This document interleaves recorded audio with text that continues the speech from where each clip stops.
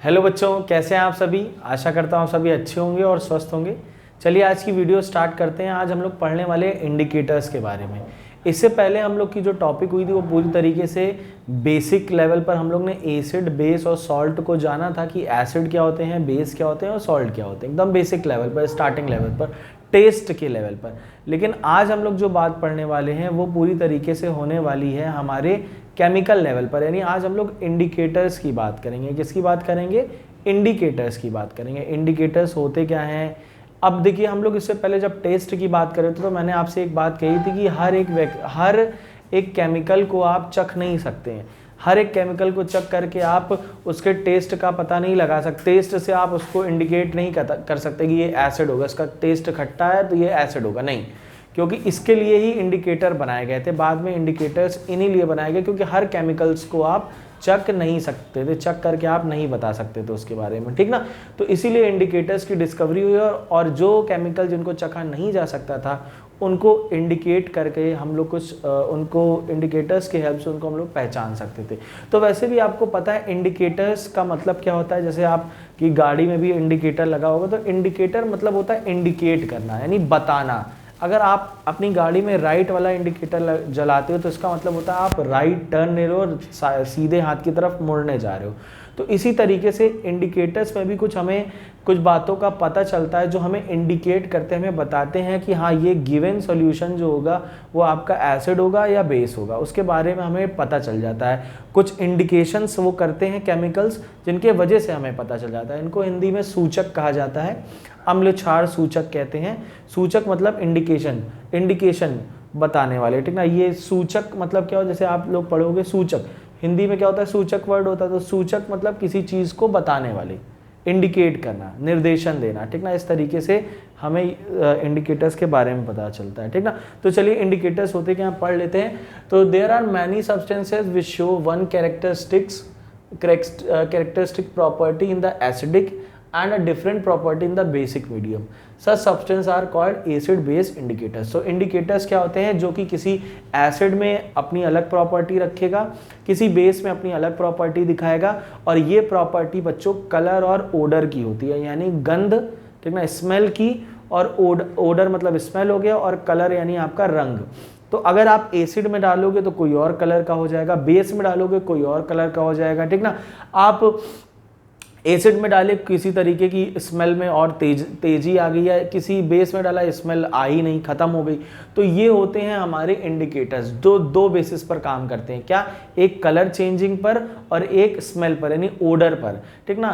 तो यहाँ पर हम लोग ने इंडिकेटर के बारे में पढ़ा। क्या इंडिकेटर के बारे में पढ़ा? कि इंडिकेटर ऐसे सब्सटेंस होते हैं जो केमिकल सब्सटेंस होते हैं और जो किस पर डिपेंड करते हैं, जिनकी प्रॉपर्टी डिपेंड करती है कलर पर और ओडर पर, ठीक ना। गंध पर और रंग पर इनकी प्रॉपर्टी, इनके गुण डिपेंड करते हैं। एसिड में ये अलग अपनी प्रॉपर्टी दिखाएंगे और बेस में अपनी अलग प्रॉपर्टी दिखाएंगे। ऐसे ही प्रॉपर्टी जो दिखाते हैं ऐसे सब्सटेंसेस को या ऐसे केमिकल्स को हम लोग क्या बोलते हैं? एसिड बेस इंडिकेटर्स कहते हैं। साथ साथ लिखा है there are many substances which show one characteristics property in acidic and a different property in the basic medium. Acid में कुछ और, बेस में कुछ और प्रॉपर्टी दिखाते हैं, अम्ल क्षार सूचक या एसिड बेस इंडिकेटर्स कहलाते हैं सब। ऐसे पदार्थ जो अम्लीय माध्यम में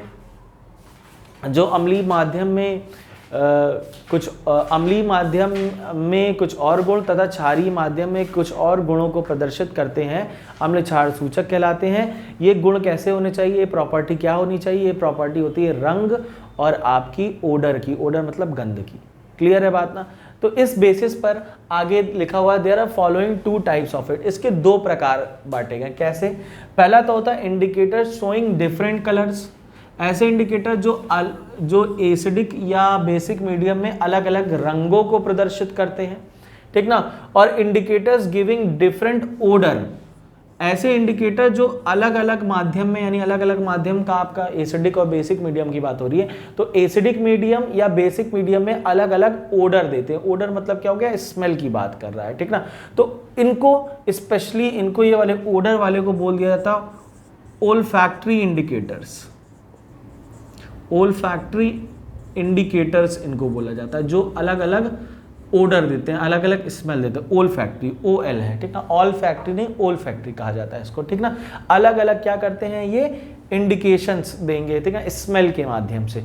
और ये क्या अलग अलग इंडिकेशन देंगे, कलर के माध्यम से।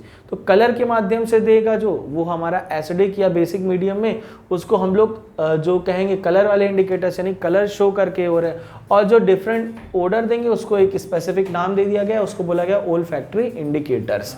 क्लियर है बात बच्चों, समझ में आ गई? ध्यान से देख लीजिएगा, स्क्रीनशॉट ले लीजिएगा। चलिए अब हम लोग बात कर लेते हैं कुछ टाइप्स ऑफ इंडिकेटर्स की। तो सबसे पहले इंडिकेटर जो आता है बच्चों, इसी में जो हम लोग को पढ़ना होगा वो होगा नेचुरल इंडिकेटर्स। तो जो नेचुरल इंडिकेटर्स होते हैं बच्चों, इसमें हम लोग कलर की बात करेंगे।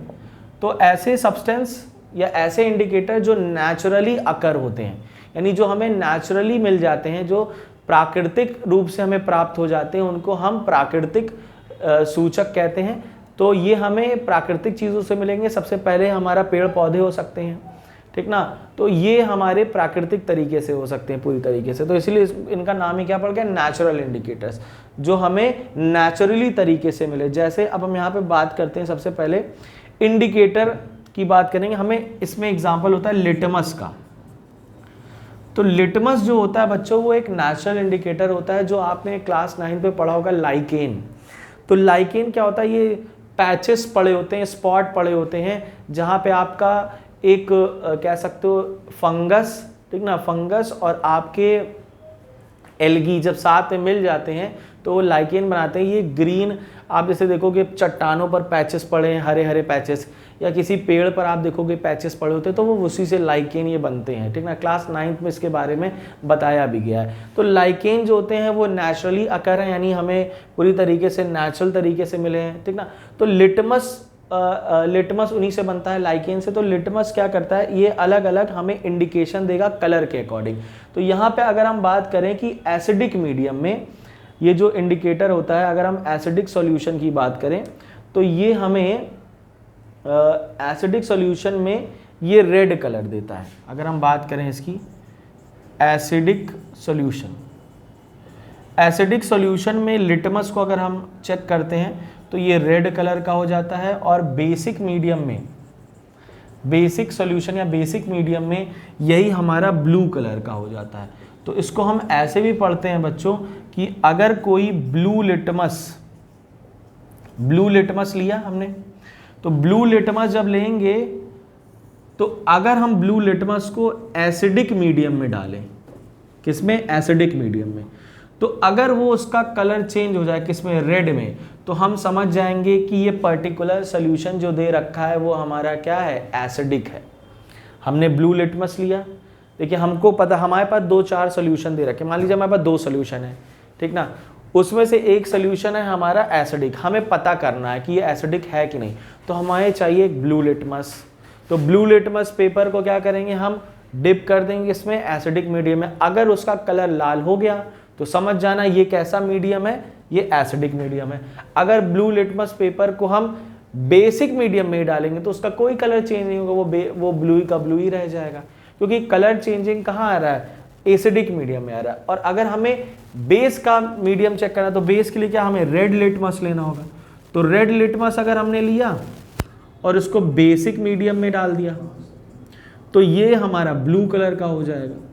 तो आप देख रहे हैं कि जब एसिडिक मीडियम में क्या होता है, ब्लू लिटमस रेड में टर्न हो जाता है, रेड में चेंज हो जाता है, रेड वाले में, और हमारा बेसिक मीडियम में जो रेड लिटमस होता है वो ब्लू में चेंज हो जाता है। तो ये नेचुरल इंडिकेटर्स हमारा सबसे पहला कौन था, लिटमस। इसके बाद आप सभी जानते हो बहुत अच्छा, एक होता है टर्मरिक, घरों में पाया जाता है। तो ये भी एक तरीके से आप नेचुरली आकर है, प्लांट होता है हल्दी, हल्दी के पेड़ से हल्दी मिलती है। तो एसिडिक सॉल्यूशन में हल्दी का कोई कलर नहीं रहता है, नो चेंज। तो हम लोग यहाँ लिख सकते हैं एसिडिक सॉल्यूशन में, एसिडिक सॉल्यूशन है तो यहाँ पर नो चेंज, जैसी हल्दी रहती है उसी कलर की रहेगी। लेकिन जैसे ही हम इसको बेसिक मीडियम में ले जाएंगे तो इसका कलर चेंज हो जाएगा, इसका कलर रेडिश ब्राउन हो जाएगा, या रेड ब्राउन कलर का, जैसे कत्थई रंग भी कहते हैं ना, तो वो हो जाएगा, हम इसको बोल सकते हैं reddish brown, reddish brown colour की हो जाएगी। ठीक ना, रेडिश ब्राउन ये हो जाएगी। ये हमारा लिटमस का था तो मैं थोड़ा सा दूर बना देता हूँ, लिटमस ना, ये मैं यहाँ पे मार्जिन खींच देता हूँ जिससे डिफरेंस आपको पता चलता रहे। तो टर्मरिक, पहला लिटमस हमारा हो गया, दूसरा टर्मरिक हो गई। एसिडिक में ये कोई चेंज नहीं होती लेकिन बेसिक में चेंज हो जाती है। कभी आपने देखिए फील किया होगा आपने, जब आप स्कूल वगैरह में जाते हो, टिफ़िन अपना लंच करते होगे, तो आप जब सब्जी आपके शर्ट पे गिर जाती होगी तो उसमें तेल है, ऑयल है और हल्दी भी है, तो उसके साथ मिली हुई येलो कलर का हो जाता है आपके शर्ट पे, वाइट शर्ट पे आपके येलो येलो हो जाएगा। तो जब अगर आप उसको साफ़ करोगे, या आप मम्मी से पूछना या करके देख लेना एक बार, तो अगर आप उसको साफ़ करते हो तो आप क्या लगाते हो, आप लगाते हो सोप।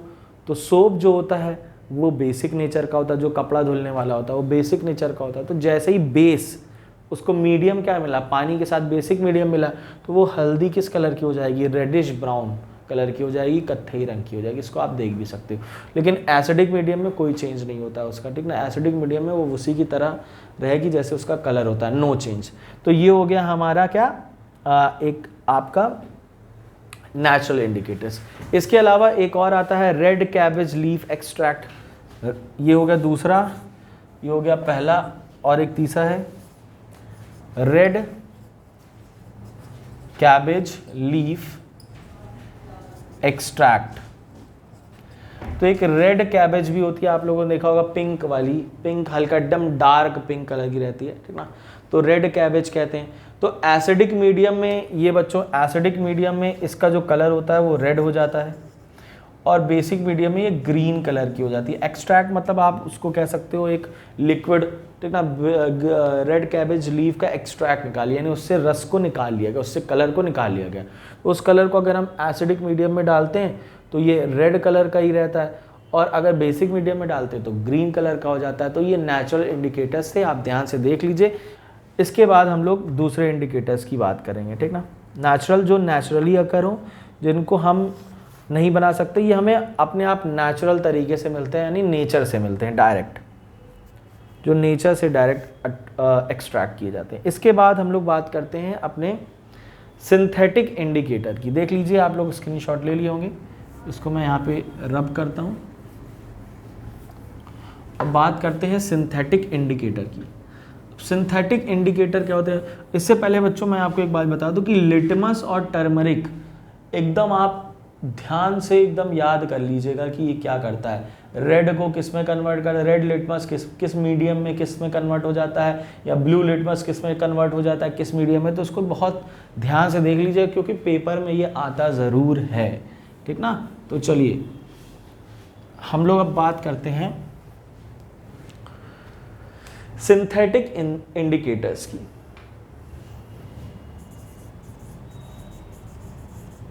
सिंथेटिक इंडिकेटर्स, तो ऐसे इंडिकेटर्स बच्चों जिसको हम लैब में सिंथेसाइज करते हैं, ठीक ना। ये पूरी तरीके से हम लोग केमिकल बेस्ड इंडिकेटर्स होते हैं, इनको हम बनाते हैं लैब्स में, लैब में सिंथेसाइज होते हैं, वो हमारे सिंथेटिक इंडिकेटर्स कहलाते हैं, ठीक ना, जो लैब में सिंथेसाइज किए जाते हैं। तो लैब में सिंथेसाइज करने से क्या है, इसमें एक बहुत इंपॉर्टेंट जो होता है इंडिकेटर का नाम है वो है फिनोफ्थलीन, और दूसरा है मिथाइल ऑरेंज।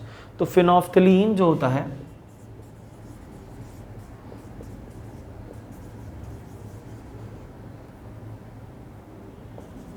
फिनोफ्थलीन बहुत इंपॉर्टेंट इंडिकेटर होता है। फिनोफ्थलीन जो होता है एक एसिडिक मीडियम में इसको चेक करेंगे और एक बेसिक मीडियम में चेक करेंगे। इसके बाद एक और होता है फिनोफ्थलीन के बाद मिथाइल ऑरेंज। तो आपसे अगर कोई पूछे कि भैया बताइए दो सिंथेटिक इंडिकेटर्स के बारे में बताइए, तो दो सिंथेटिक इंडिकेटर्स क्या होंगे, एक होगा फिनोफ्थलीन, याद रख लीजिए कौन होगा, फिनोफ्थलीन, दूसरा होगा मिथाइल ऑरेंज। फिनोफ्थलीन और मिथाइल ऑरेंज। तो भैया फिनोफ्थलीन जो होता है वो एसिडिक मीडियम में कलरलेस, एसिडिक मीडियम में क्या होता है, कलरलेस होता है। यानी यहाँ आप जब इसको चेक करोगे कि भैया कोई सोल्यूशन हमारे पास एसिडिक है, उसको चेक करना है, तो आपने फिनोफ्थलीन डाला, तो उसमें अगर कोई परिवर्तन ना आए, कोई चेंज ना आए, तो समझ जाइए वो कौन सा आपके पास है, वो सोल्यूशन आपका एसिडिक सोल्यूशन है, अगर कलरलेस रह जाए। फिनोफ्थलीन को अगर आप बेसिक मीडियम में डालते हो और ये पिंक हो जाता है, तो आप समझ जाओगे कि वो सोल्यूशन हमारा क्या है, बेसिक है। आपके पास एक सोल्यूशन है, आपको नहीं पता है कि वो एसिडिक है या बेसिक है, आपने फिनोफ्थलीन डाला, अगर कोई चेंज नहीं होता तो समझ जाना एसिडिक है, अगर चेंज हो जाता है, उसका कलर पिंक हो जाए तो समझ जाना वो बेसिक सोल्यूशन हो गया। इसी तरीके से मिथाइल ऑरेंज की बात करते हैं तो मिथाइल ऑरेंज जो हो जाता है वो एसिडिक सोल्यूशन में रेड हो जाता है और बेसिक सोल्यूशन में येलो हो जाता है। ठीक, क्लियर है? ध्यान से देख लीजिए, आपके सामने लिख दिए हैं दोनों, इंपॉर्टेंट है दोनों बच्चों, तो दोनों को अपने जहन में बैठा लीजिए, बहुत ज़्यादा इंपॉर्टेंट है ये, ठीक ना। चलिए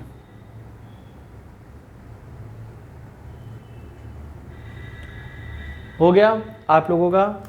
चलिए नेक्स्ट तीसरा पढ़ते हैं, ऑल फैक्ट्री इंडिकेटर्स। तो ये पहला टाइप हो गया, indicators showing different colours in acidic and basic medium, जिसमें दो थे, एक था हमारा नेचुरल इंडिकेटर्स और दूसरे थे सिंथेटिक इंडिकेटर्स।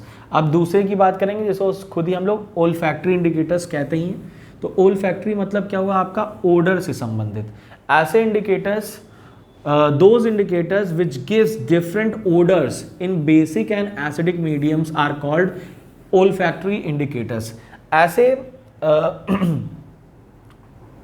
ऐसे इंडिकेटर जो एसिडिक और बेसिक मीडियम में अलग अलग गंध देते हैं उनको हम ऑल्फैक्टरी इंडिकेटर्स कहते हैं। क्लियर है बात? ध्यान से देखिए, इसमें हम लोग बात करते हैं सबसे पहले तो हम बात करते हैं अनियन की।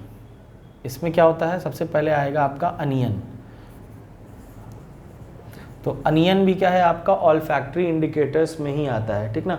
तो जब अनियन को आप क्या करते हो, एसिडिक मीडियम में डालते हो, तो एसिडिक मीडियम में जब आप इसको डालते हो या इसको बेसिक मीडियम, देखिए चलिए, जब आपने एसिडिक मीडियम में अनियन को डाला तो जैसे ही एसिडिक मीडियम में डालना, इसकी स्मेल वही रहेगी लेकिन वो थोड़ी बढ़ जाएगी। तो हम लोग लिख सकते हैं क्या रहती है इसकी, retains its smell and further increase, खूब तेजी के साथ वो प्याज महकने लगेगा, ठीक ना। और बेसिक मीडियम में बच्चों यहाँ पर कोई स्मेल नहीं आती। अगर आप अनियन को बेसिक मीडियम में डालोगे तो नो स्मेल। आपने सिरका वगैरह में देखा होगा, जैसे ही आप सिरके वगैरह में अनियन को डालते हो तो एक अलग सी स्मेल आती है, तो बढ़ती हुई अनियन की स्मेल तो रहती है लेकिन बढ़ी हुई स्मेल रहती है। तो एसिडिक मीडियम हमारा हो गया, सिरका एसिडिक होता है क्योंकि, ठीक ना। चलिए अगला हम लोग देखते हैं, इसमें दूसरा हमारे पास है क्लोव ऑयल यानी लौंग का तेल। तो जो क्लोव ऑयल होता है, अगर आप उसको एसिडिक मीडियम में डालते हो तो वो अपनी स्मेल को रिटेन करेगा। तो वही चीज़ देखोगे, retain its smell, retain its smell, और यहाँ पर अपनी स्मेल को वो लूज कर देता है, तो इट लॉस इट्स स्मेल। यहाँ पर वो अपनी स्मेल को क्या कर देता है, लूज कर देता है, यानी खो देता है, ठीक ना। इसके बाद अगर हम बात करें, एक और होता है वेनिला एसेंस। इसके बारे में, वेनिला आप जानते होंगे, एसेंस क्योंकि आप केक वेक में डाल करके इसका इस्तेमाल करते होगे, ठीक ना। वेनिला एसेंस, तो वेनिला एसेंस जो होता है सेम एज इट इज़ जैसे हमारा अनियन था, रिटेन करता है अपनी स्मेल को, और यहाँ पे कोई स्मेल नहीं आती है, no smell in basic medium, ठीक। तो ये हो गया हमारा वनीला। चलिए लिख लीजिए फटाफट, ये आपके हो गए ऑल्फैक्टरी इंडिकेटर्स जो कि स्मेल के बेसिस पर आपको डिफ्रेंशिएट करने को मिलते हैं, ठीक ना। तो नेचुरल इंडिकेटर्स आपको जैसा मैंने बताया, नेचुरल इंडिकेटर्स ऐसे इंडिकेटर्स होते हैं जो हमें नेचुरली तरीके से अकर्स होते हैं, जैसे प्लांट वगैरह से, ठीक ना। तो वो नेचुरल इंडिकेटर्स हो गए, ठीक ना। इसके अलावा हम लोग ने देखा कि हमारे पास सिंथेटिक इंडिकेटर्स थे। तो सिंथेटिक इंडिकेटर्स को लैब में क्रिएट किया जाता है या सिंथेसाइज किया जाता है, ठीक ना। फिर उसके बाद हमारे पास आता है ओल्फैक्टरी इंडिकेटर्स। तो ओल्फैक्टरी इंडिकेटर्स ऐसे इंडिकेटर्स होते हैं जो स्मेल पर डिपेंड करते हैं, अगर बेसिक और एसिडिक मीडियम में डिफरेंट स्मेल देते हैं, ठीक ना। क्लियर है बच्चों, आपको समझ में आ गया होगा, सारी बातें मैंने आपके सामने यहाँ पर लिख दी हैं इंडिकेटर से रिलेटेड। समझ में आई बात? ध्यान से देख लीजिए, ध्यान से देख लीजिए, इंडिकेटर से रिलेटेड मैंने यहाँ पर आपको सारी बातें बता दी हैं। तो इंडिकेटर्स होते क्या हैं, जो ऐसे सब्सटेंस जो एसिडिक और बेसिक मीडियम में डिफरेंट प्रॉपर्टी शो करते हैं, ठीक ना। एसिडिक अलग शो करेगा, बेसिक अलग करेगा। अगर वो प्रॉपर्टी क्या होती है, वो प्रॉपर्टी होती है ओडर और कलर, ठीक। इसी बेसिस पर ये दो टाइप के हो जाते हैं, जो डिफरेंट कलर शो करते हैं और जो डिफरेंट आपके ओडर प्रेजेंट करते हैं। तो डिफरेंट कलर वाले हो गए आपके नेचुरल आ गया, सिंथेटिक आ गया, ठीक ना। और उसके बाद तीसरा जो होता है वो ऑल्फैक्टरी होता है, जो कि ओडर पर डिपेंड करता है, ये आपके सामने है, ठीक ना। इसके अलावा भी बच्चों एक होता है जिसको हम लोग कहते हैं यूनिवर्सल इंडिकेटर्स, ठीक ना। तो ये एक तरीके से ऑर्गेनिक मिक्सचर होते हैं, ठीक ना, डिफरेंट कलर्स के, और ये हाइड्रोजन आयंस की कंसेंट्रेशन को बताते हैं। यानी अभी हम लोग आगे बात करेंगे यूनिवर्सल इंडिकेटर की, जिसमें पीएच आता है। तो आप एक बात याद रखिएगा, pH is a universal indicator. और अगर आपसे कोई पूछ ले व्हाट इज़ पीएच, तो उसकी अभी हम लोग आगे बात करेंगे। तो मैं आपको यहीं पे बता देता हूँ, एक इंडिकेटर और होता है इसके अलावा, जो होता है यूनिवर्सल इंडिकेटर्स, जो कि पीएच होता है। पीएच स्केल एक बनाई थी सोरेनसेन ने, पीएच स्केल पर डिपेंड करता है। तो इस पर भी ये स्केल होती है, इस पर भी डिफरेंट कलर्स होते हैं, जो डिपेंड किस पर करते हैं, H+ आयंस के कंसंट्रेशन पर, H+ आयन के कंसंट्रेशन पर डिपेंड करते हैं। अभी ये होता क्या, अभी आपको सब समझ में आ जाएगा, ठीक ना। जिसमें H+ आयन का कंसंट्रेशन ज़्यादा होता है वो एसिडिक होता है, जिसमें कम होता है वो बेस होता है। तो अगली टॉपिक हमारी उसी पर होने वाली है, जिसमें हम लोग केमिकल प्रॉपर्टीज़ ऑफ एसिड्स देखने वाले हैं, ठीक ना। तो मैं इसको इरेज कर रहा हूँ, ध्यान से देखिएगा आप लोग। तो यूनिवर्सल इंडिकेटर्स को जैसे पीएच स्केल एक तरीके की, या पीएच वैल्यूज़ एक तरीके की यूनिवर्सल इंडिकेटर्स है, जो किस पर डिपेंड करती है, हाइड्रोजन आयन की सांद्रता पर, यानी हाइड्रोजन आयन के कंसंट्रेशन पर डिपेंड करती है कि किसी सोल्यूशन में हाइड्रोजन आयन हैं कितने, ज़्यादा है, कम है, क्या है, ठीक ना। चलिए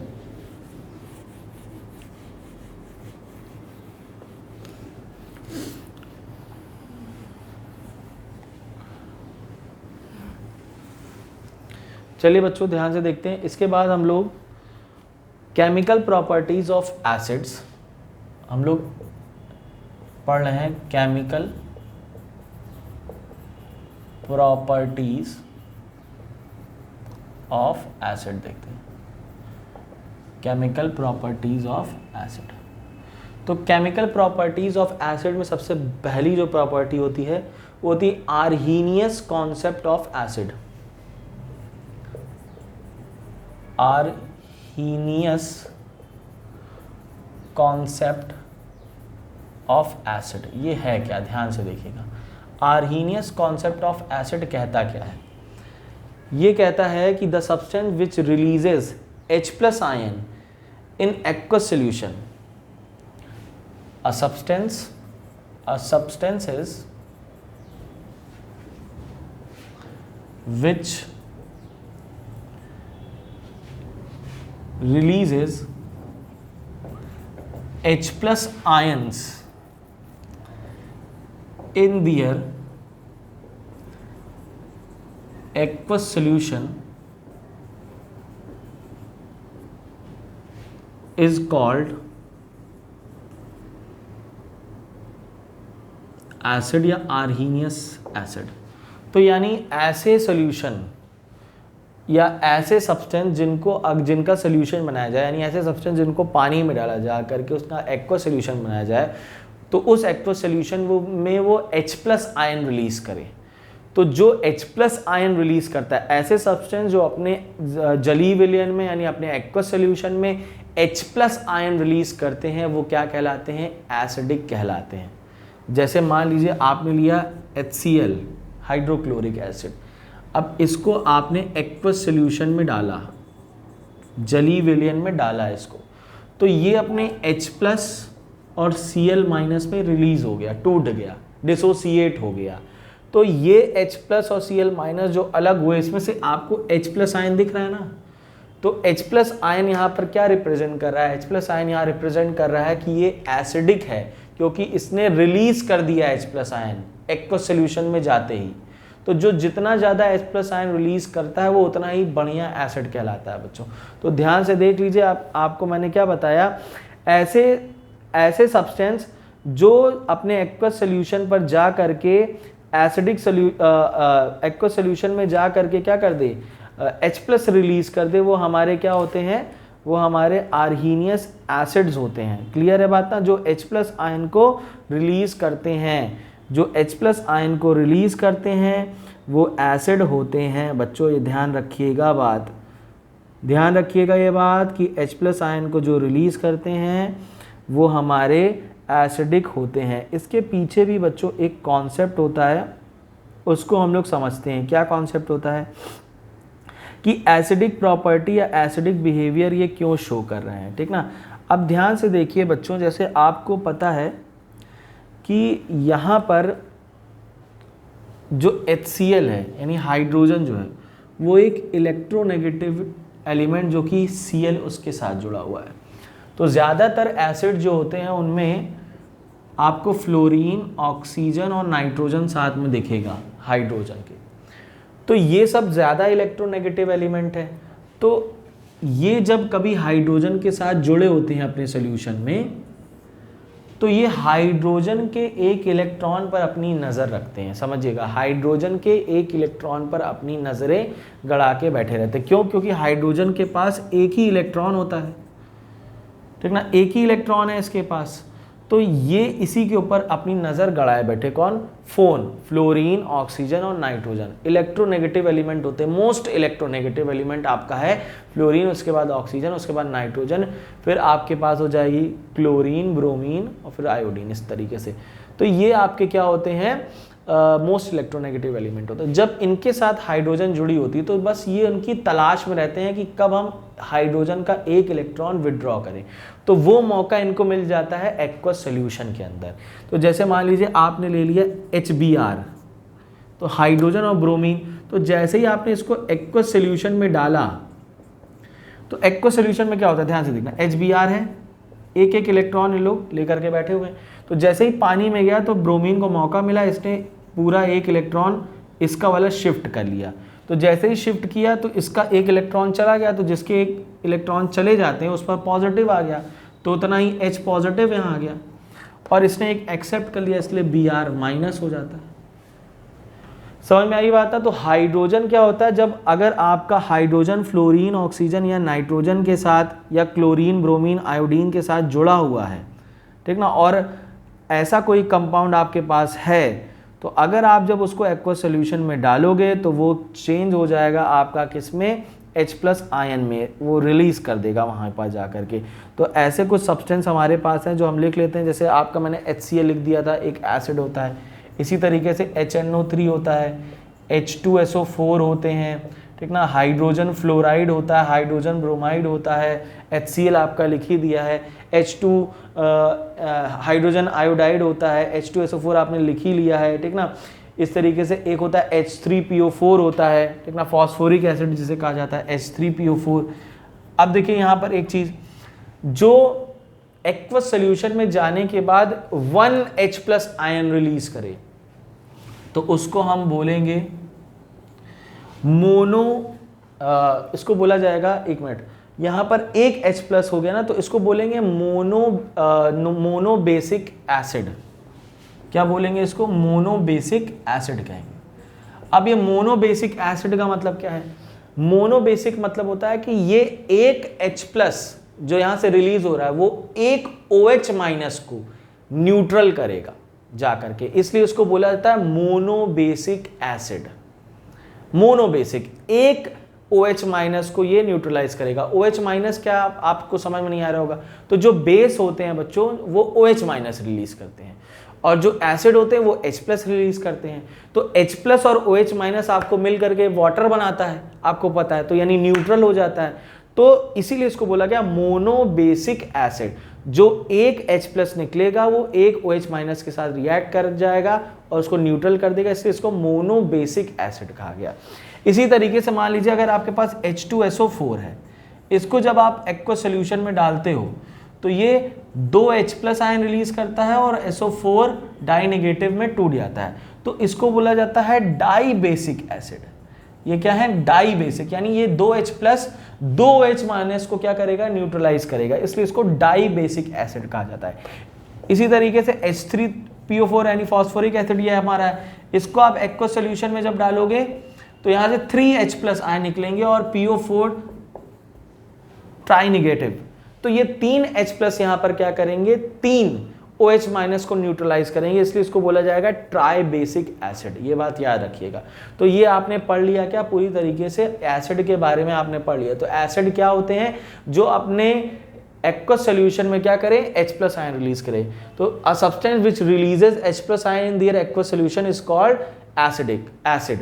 तो एसिड या अम्ल क्या होते हैं? अब यही परिभाषा आपको याद रखनी, यही डेफिनेशन आपको हमेशा याद रखी रहेगी। तो अगर आपसे कोई पूछे एसिड क्या होते हैं, तो आप कहोगे एसिड आर दो substances which release H plus ion in their aqueous solution.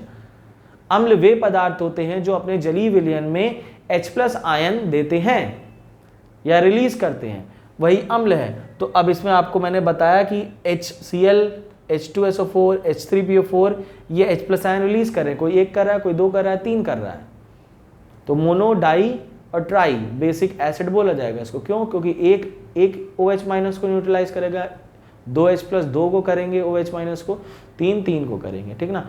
और ये क्यों करते हैं ऐसा? क्योंकि हाइड्रोजन इनके साथ जुड़ा है, कहीं ना कहीं ये जो हाइड्रोजन है ये इसमें नाइट्रोजन के साथ जुड़ा होगा, इसमें ऑक्सीजन के साथ जुड़ा होगा, इसमें फ्लोरीन, और इसमें भी ऑक्सीजन के साथ। तो जब इनके साथ जुड़ा होता है, क्योंकि इनकी प्रवृत्ति होती है इलेक्ट्रोनेगेटिव, ये इलेक्ट्रॉन को खींचना चाहते हैं, और ऑक्सीजन है कमजोर, तो इसको जैसे ही पानी में डाला इलेक्ट्रॉन खींचे, H प्लस रिलीज हो गया। ये होता है लॉजिक, ये होता है कारण।